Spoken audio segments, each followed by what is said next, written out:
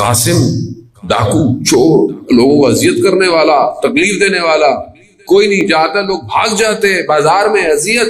احترام کرتا تھا, سید ہے, ملا رستے میں ساتھ جا رہے, کہا قاسم دوستی کی خاطر. کہا کیا؟ کہا آج تہجد پڑھ لو.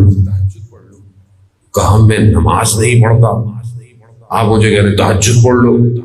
کہا دوستی کی خاطر, دوستی ہے نا بس. کہا میں اٹھوں گا کیسے, میں تو ساری رات باہر بیٹھا رہتا ہوں قہوے خانوں پہ. کہا وہ ہمارا کام ہے, ہم اٹھائیں گے. تو نہیں سمجھتے اولیاء ہمارا معاشرہ بلائنڈ ہے, نابینا ہے, اسے یہ نظر نہیں آ رہا ہے بھی نہیں نا معاشرے میں.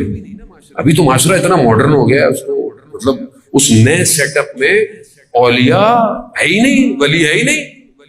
ورنہ یہ سندھ کی سرزمین ادھر جائیں آپ ولیوں سے بھری ہوئی ہے. ابھی تو سب اب ڈیجیٹل ولی ہو تو کوئی مل رہا ہے تو الگ بات ہے, لیکن اب ولی نظر ہی نہیں ہوئے, نظر نہیں آتے. دوستی کی خاطر گیا, اٹھا دیا انہوں نے. اٹھا حوض میں وضو کے لیے آیا, پانی کو دیکھا, آسمان کو دیکھا, رونے لگا, گریا کرنے لگا.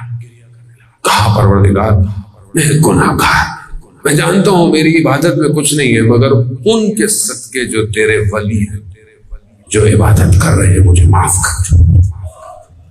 وہ جو چور ڈاکو لٹیرا وہ عارف بن گیا ایک جملے سے.